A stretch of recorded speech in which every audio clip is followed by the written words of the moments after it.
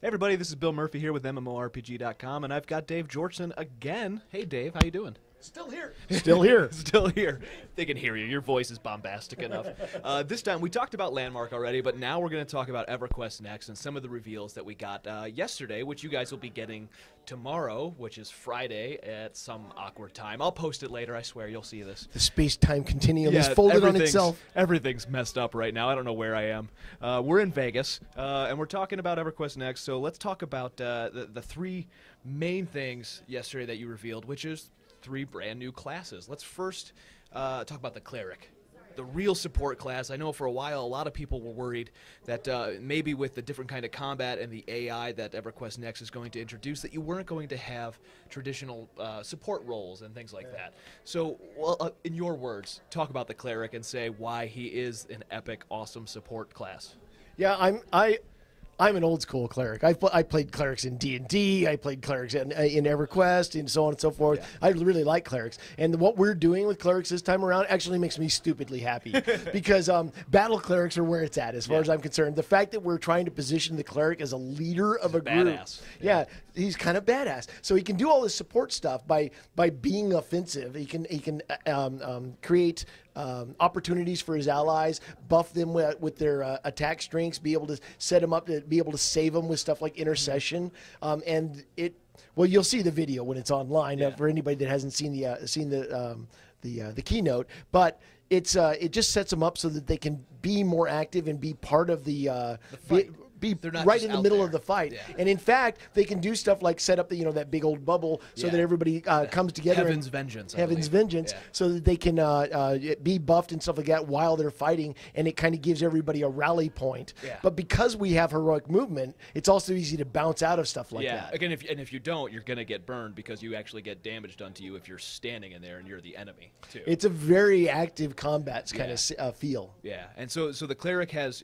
I guess maybe we should preface this for people that haven't read the previews or seen the keynote, is that there are going to be 3 types of stats for you might have to help me with the names. No, sure. It's armor, health, and energy. And energy is like your mana, kind of like determines skill usage. Is that let me run through them real quick. So armor basically protects your health. Duh. But it regenerates pretty rapidly when you're not taking damage. Okay. So it'll what is the noun version or the verb version of ablative?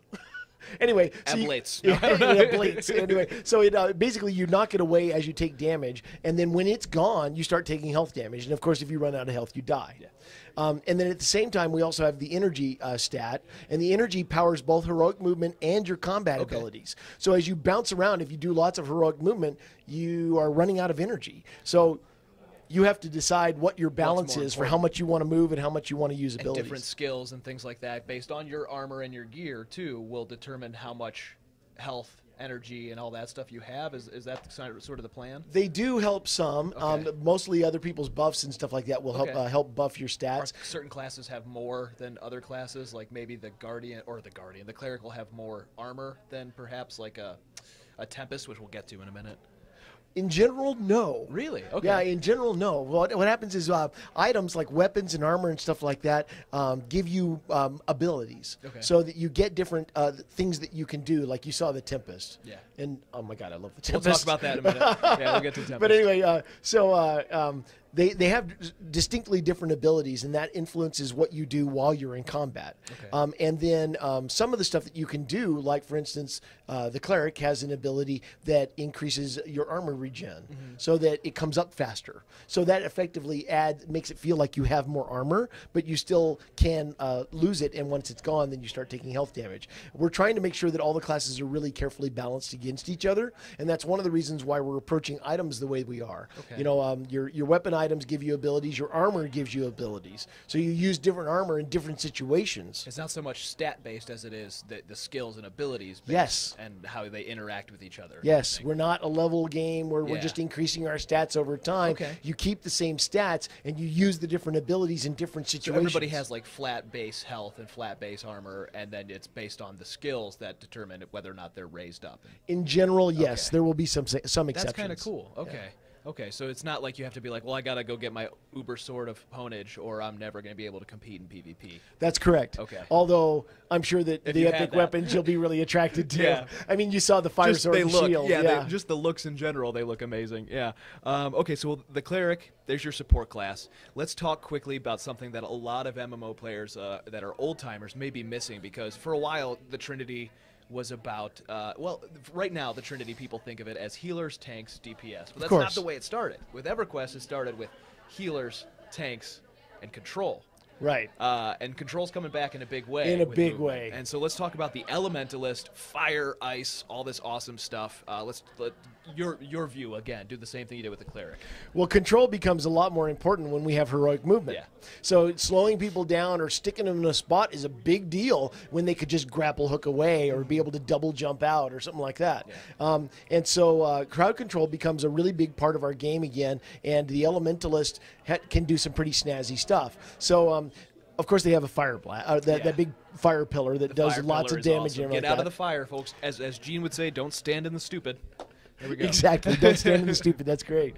But then they also have the ability to freeze an area and turn it into ice. And once they've turned the ground into ice, which actually physically changes the material to ice, so it's easier to shatter and stuff, which is cool. And so that has all kinds of applications. The video actually showed us, just to recap if you haven't seen it, after the two characters, the Elementalist and the Warrior, cleared out the enemies, they wanted to be able to dig down into the ground, and so they froze the ground again, and then the Warrior did his Cyclone, which destroyed the ground below them, and they fell right through into the dungeon, going towards their next objective. It was awesome. You can't do that in another game. That's our objective. Is we want to make sure that the combat abilities are not just combat abilities. You can actually use them for additional movement, like the Tempest with that the floating, that's just gliding. The electric charge. Yeah, I'm trying to remember what the name of it is. I've just blocked. I've got them written down. We made up these names last week. You're basically like the Flash. You float, or you zip back and forth. Well, you can do that at angles too. Okay. So if you point up, like you could double jump. And then at the end of your double jump, use your ability to zip up a little bit farther. Good luck catching them. Yeah, exactly. So they're really swift. And then in addition, we can do things like the ice, being able to change that into a different material, so that allows you to blow it away. We also are going to allow, because remember, classes in EQN will really only have 4 offensive abilities at a time. So it's really easy to learn those and think you know everything that you can do with them. But different classes have different abilities, and they interact with each other. And you can mix classes together too, can't you? You can, but that's kind of a different subject. What I'm talking about is, no, what I mean is, and I'll touch base on that in a second, but like if you set something on fire, some other class excuse me, some other class might have the ability to do something cool to something if it's on fire. Oh, or if it's a PvP situation, is there another class that could put the fire out? Yes. Okay. So we have lots of interaction like that, as well as what did I just say I was going to come back to? The multi-classing type. Yeah. So as you collect more classes, there's also secondary and passive abilities on each class, and those can be mixed and matched between classes. So you can really customize. Like we used this example a lot last year, where you have like a wizard and a thief, and the wizard has teleport as a secondary ability, and the thief has backstab. Well, you can mix those up so that you can have a backstepping wizard or a teleporting thief, and so it's crazy. I'm just thinking about the possibilities. There's going to be so many guides out there. I mean, it's too late for the show, but if you haven't seen it, make sure that you watch. We streamed the class panel that we did for the show, and it's phenomenal. You have to watch it because it'll just kind of blow your mind with possibilities of what you can do with classes. Mixing and matching. Well, and that brings us to the third class that you showed with the keynote, which is, the one we've talked about several times. The Tempest, the Tempest is awesome. This is really cool. The Tempest is basically like an electric teleporting assassin. I did not expect it. So explain. I guess I just explained it, but that's good. Like Michael Mann, the guy, the systems designer, lead systems designer, he likes to call it a druid assassin. A druid assassin, yeah. Which actually Darren McPherson doesn't like. No. And he has to answer to him. But anyway, it's really cool. Basically, this particular character primarily focuses on electricity, lightning. And movement, a lot of movement. Well, yeah. lightning, so it's lightning. fast and arcs around and stuff like that. So there's a move where you can actually transform into lightning and shoot across an area, hurting everybody that's in that line. And there's another ability which we didn't get to show at the show, which allows you to actually control your direction, so you can bounce off several targets Like as you ping move. pong. Boom, boom, Yeah, boom. it's really cool. That's cool. But even just the straight up electrical attacks and everything like that, it's a very useful class. When you first see it in the game, I'm sure you're going to go, how the heck do I fight that? Yeah. Because he's bouncing around and everything like that, but you stick him to the ground. Yep, you and freeze he's his ass vulnerable. and he's done. Yeah, exactly. Or if you knock him down with your warrior shield, exactly, and everything like that. So there's lots of ways, ploys and counterploys in the combat system. Yeah, and it's very cool. When you see the Tempest, you're going to have trouble not wanting to try out this class. Oh yeah, it's like everybody's like, oh yeah, I got to play that. In particular, they showed us the Dark Elf Tempest, which the Dark Elves you will get to see. And if you haven't seen them already, they look amazing. Like, I'm not a fan of the Dark Elves. I'm just going to throw that out there. I'm a dwarf kind of guy. I kind of am too. Yeah, but even the Dark Elves, I'm like, oh, that's they're good. the single most popular race in all of our games. Yeah, Dark Elves are just hugely popular. And now I understand why. Finally, they look really good. They just flow really good. They move From really a well. lore perspective, I love our Dark Elves because I'm a Dune fan. Right? And I've always liked the Fremen. Yeah. And the fact that we're crossing elves with kind of a Fremen attitude is just awesome. You should see the emotes. The facial emotions have gotten a lot better too since last year. It's just really coming along nicely, which leads me to ask about. I won't say release date because I know the answer is when it's ready. Yeah, pretty much. But you've been developing it basically on the sideline as the tools go into Landmark. You're developing EverQuest Next with those same tools, you know, and the players are helping by making buildings and assets and stuff like that. You're pulling it all in. About how far along are you with Next then? Like 20% or? Well, see, that's a tricky question because, like, if we were only building EverQuest Next, we'd be pretty much in the same spot we are now. Yeah. Because there's all those supporting systems and all the ancillary features that have to exist before we can build the new Norath that we want to build. All the destructible world, all the Holy Grail stuff that I went through that last year is all stuff that we absolutely have to have. And that's being developed in public view in Landmark. Okay. So we are 60% of the way complete with EverQuest Next. Yeah, the rallying calls are going to be a big part too, which I know you said are still kind of in process. The strategy is basically when Landmark goes open beta, we'll be mostly feature complete for EverQuest Next. Okay. And then we just focus on AI and content and the characters and all that other stuff and push on that stuff and really make the new Norath suddenly come to life. Because that's the story part of like Landmark. If Landmark's for builders and for explorers, Next is going to be for the people that want to role play within that world. A really deep, immersive, episodic kind of a game that's constantly changing that you can get into and make a big difference. Yes. Yeah, well, and you did show some of the video, like an early work in progress, almost like a siege, a rally call, against the Dark Elf Fortress. And you can see how it's starting. Defending the Dark Elf Fortress. It was both. It was both. Yeah. So, would you call that? Was that like a PvP rally call, or was that more like a?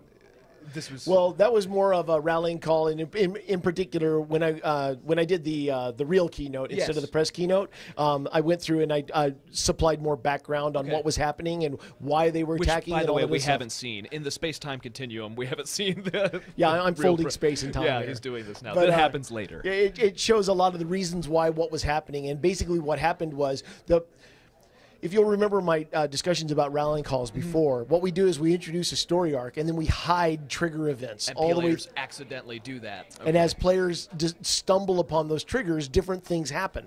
So on some worlds, it'll happen a certain way, and on some worlds, it'll happen a different way. Or it won't happen at all because the players decided to go play this other rallying call instead.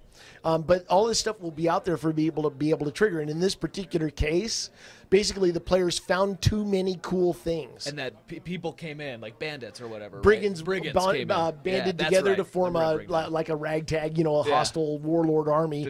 And then they're attacking to try to take all the treasures. And so you're helping defend it and keep the treasures. It was really cool. And if you watch some of the keynotes from Landmark, also you notice that they had teleporters and flingers and all that stuff are coming on the 27th, I think. Yep. Yeah. And what you noticed in the next video is that there happened to be catapults that we're destroying. And I wonder why we maybe have that's flingers. a flinger. Yeah. So that's really cool. Okay, well, one last thing then I guess we'll ask about is when do we get to see the dwarves? We've seen the art. I want to see the dwarves. Well, they have to win a vote. They have to win a vote. Well, Rig it. the way we're looking at them right now is they're the Minnesota Vikings Yeah. of our races. They can't win. They love to come to the party, but you know. No, they never really work. Well, I figure that when we match them up against Sarnak, Yeah, the Sarnak. Yep. People. we're not going to do Sarnak, by the way. Oh, you're not doing Sarnak We're at not all? gonna do Sarnak. I don't think we're ever don't going to do think so? Well, there's an interesting stat for EverQuest 2, which I probably shouldn't say publicly, but I'm going to anyway. Okay. Which is basically we did an analysis of all the races that were super popular, Yes. and then we kind of checked to see because we have the race change potions in EverQuest 2, so we also checked to see who changed into how many what. people changed away from Sarnak? Yeah, exactly. So one of the things, there was two interesting stats we got out of that was people love the Karens, and they're like the fifth Yes. most popular race in EverQuest 2. But when they change races, they almost always become Ratanga. Really? Cats go to rats. I don't know what it is. So the Ratanga might come before the dwarves, you're saying? I don't know. And then dwarves are down the list a little bit, and then of course there's Sarnak all the way down on the Froglocks, bottom. of course. Yeah, Come on, Froglocks are cool. Froglocks are up there. But Sarnaks are people start Sarnaks and then they change to anything else. Yes. There's almost no Sarnaks. I feel bad. left in See, the our world. columnist, as you're watching this, our columnist will have written his wishes for EQ Next and Landmark at SOE Live. It goes live at 9 a.m. Eastern on Friday, so you've probably already read it. And I think one of the things that he wrote is he hopes to hear about the Sarnak. So we just Well, there you go. We just You heard ruined about it. I didn't say it was going to be good. Poor guy. Well, I mean, it's not necessarily they're out of the There's world. just a lot of other races. Well, yeah. one of the things that people don't realize is that because we're returning to Norath, Yeah. there are certain races that we're not going to have at launch, but they may be introduced through the course the of lore story and arcs players. and then become available for people to start playing. But until they're rediscovered as a race, you can't play them. And that's part of the beauty is you're actually going to dig through this world and push back layers and see things and find things as opposed to having it all just there. Right. At the beginning. Our approach is very much that what we're creating is an episodic TV series that rolls out so that you care about the places and the characters, and you keep seeing and people and they adventure along with you. Your server will be different than somebody else's. Yeah. Yes. So your stories, everything that you do will be unique, so that when you talk to somebody else might actually care about your story. And in fact, we can lie to you. Like, we could totally lie to you with, like, rumors and stories and everything like that, and then the players aren't really sure what's true until they start to go check it out. Because, you know, like, maybe only one or two people ever heard that rumor. And it might be true, and it might be false. You just have to find out. Yeah. Reddit's going to be so powerful to have, like, servers for each one. It's going to be really fun. Timelines. I have an idea. We're going to do timelines on all of them. 2-minute warning. Okay. One last question, then, and probably it's going to be a short answer. Will we ever get to play orcs? I don't know. I want to so bad, especially after the reveal last year. They look so cool. I want to play an orc. We absolutely are going to allow people to be villainous. Yeah. But at the same time, we need some villainous casts. Yeah. You know, we need people that we can use as our Enemies. foils. Well, as for long our as stories. there are ogres and things like that, and Ratanga. I can take a Ratanga over an orc, but poor Garrett. Poor I Garrett love Fuller. Ratanga. I don't know why I love Ratanga. I think awesome. that it's just I have this like vision in my head no of Fae. a No Fae. I'm sorry. swashbuckling like foil wielding kind of mouse, and I never got tired of it. Yeah. Hee bouncing around. I Yeah, got you. it's just kind of cool. Oh, I'm going to get you. Yeah, that'll be great. I don't think I was had that in my head. No, that's what's going to happen, though. In my head. Maybe we play two entirely different Ratanga. Mine's that. Not so swashbuckling. Well, Dave, thank you as always. It's looking great. We'll talk to you soon. Yeah, thanks Bill.